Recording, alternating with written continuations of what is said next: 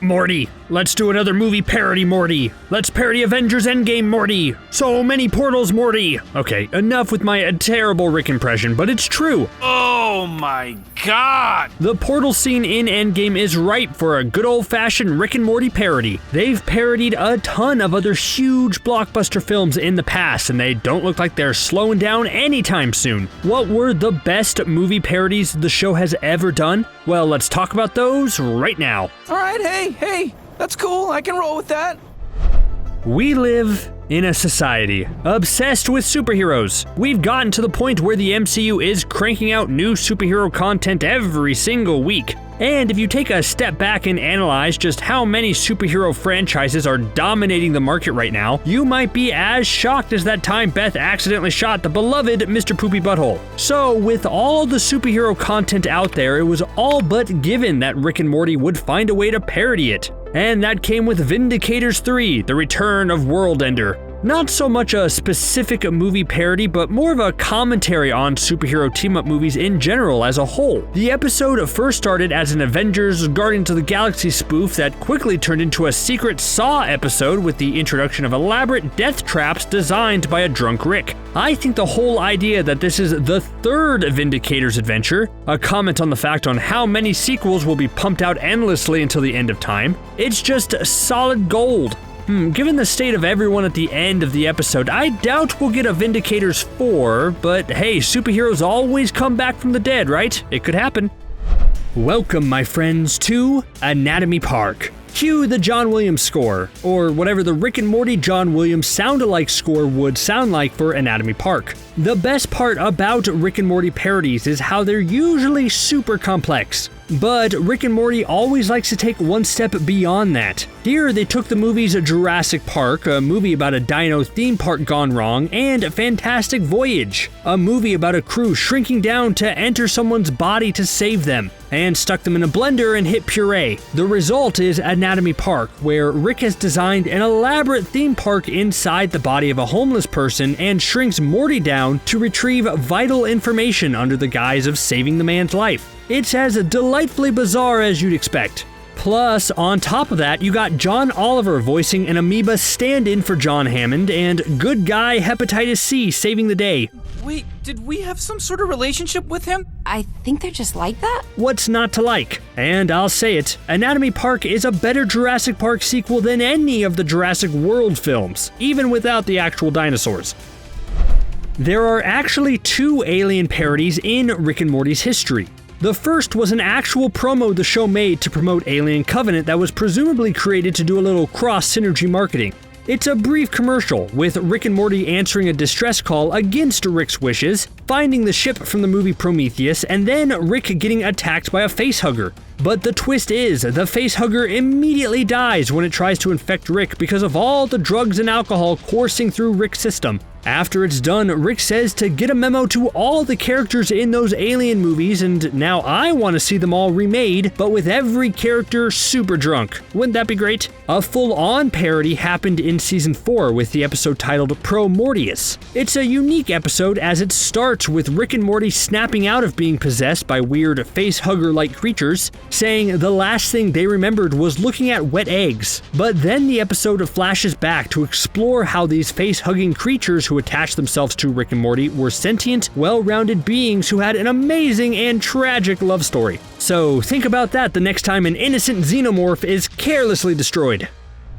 The post-apocalyptic steampunk rock and roll aesthetic for the Mad Max franchise is ripe for parody, and Rick and Morty's hilarious Rick Mancing the Stone episode is a great spoof on that popular film series. You would think with a name like Rick Mancing the Stone we'd be parodying Romancing the Stone, and in a lot of ways it does. But given the environment, it's clearly more of a Mad Max send-up. Again, the best parodies aren't just goofy takes on a familiar presence, but rather show a different side than what you expect. The story is about how Morty and Summer would rather stay in this violent wasteland than confront their real-life problems regarding their parents' divorce. Plus, Summer even finds love with the buckethead known as Hemorrhage. The best gag is that by the end, they're able to turn the wasteland into a functioning society for a while before sending it back into chaos. Good stuff.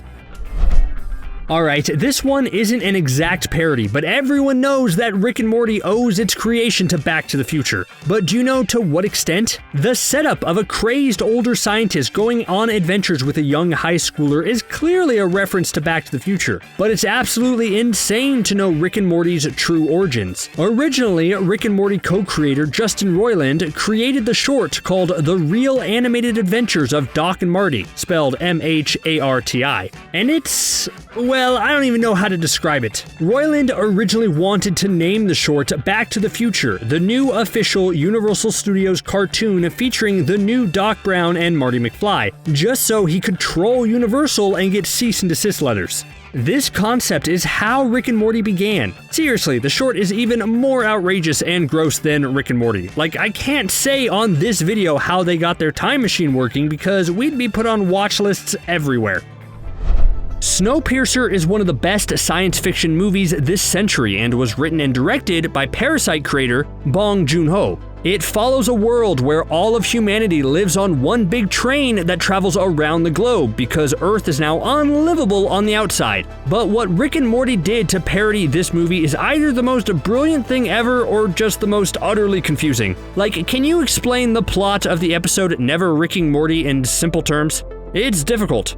Rick and Morty find themselves aboard a story train, which acts as a literal story device that the two are trying to break out of. It utilizes continuity explosions, Bechdel tests, breaking the fifth wall, and literal deus ex machinas to tell its story. And even now, after watching it a few times, it's still confusing. But hey, it's still clearly using Snowpiercer as its inspiration, with things like people like Tickets Please guy first getting his arm sucked outside just like the original movie. Man, this makes me want to watch both Snowpiercer and this episode again. What about you?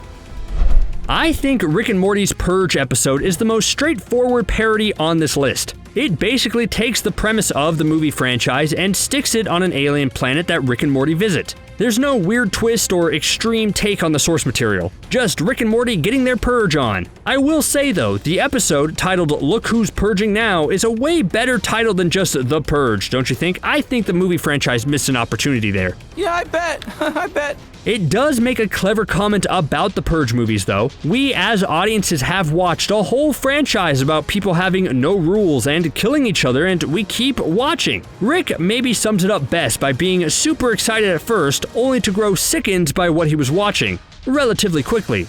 Man, I think my eyes were bigger than my stomach on this one, Morty. My appetite for Purge spectating got filled pretty quick.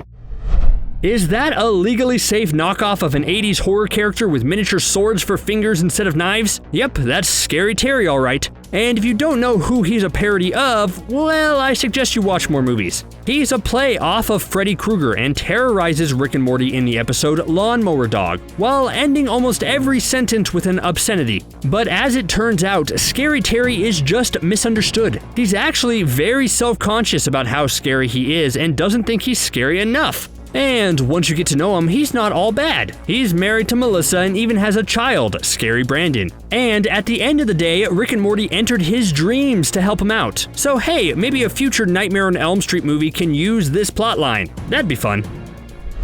In real life, people just love random things, which makes the Titanic experience the romance event in Rick and Morty somewhat plausible. The show spoofs Titanic by having Beth and Jerry attend this event, which is supposed to simulate the Titanic crash for the guests' enjoyment. But then everything goes haywire when a system malfunction actually causes the Titanic to narrowly miss the iceberg and prevent it from recreating the iconic sinking event. So even though the boat was called unsinkable, disaster soon struck. It's such an elaborate and hilarious sight gag for Rick and Morty to pull off because it takes a well-known event and a movie and twists expectations for them to follow similar beats but flip it on its head. Hearing everyone freak out how there's no problem whatsoever and the boat's going to miss is flat out awesome. Is it too late to make a movie about the Titanic too? Get James Cameron on it. Dad's in Cloud Atlas! I'm in Cloud Atlas! What's Cloud Atlas? The episode Ricksty Minutes is an all-time great. Sure, most episodes of Rick and Morty are great, but I would argue Ricksty Minutes is in like the top 3? Yeah, that seems fair. It's filled with hilarious gags and jokes, and one of the funniest is seeing Jerry as a successful movie star in a different dimension. It's funny because instead of seeing him in a famous movie or anything, they stick him in a brief recreation of Cloud Atlas. You speak the true truth. Even though Jerry is excited to see himself, he has no idea what he's watching, which makes it all the funnier. But hey, maybe Cloud Atlas would have been better if Jerry was actually in the real thing? Who knows? There wasn't space for it, but a special shout out to Morty Jr., who parodied the classic Footloose scene by dancing his heart out in an abandoned warehouse. You go, Morty Jr., never be afraid to show off who you are.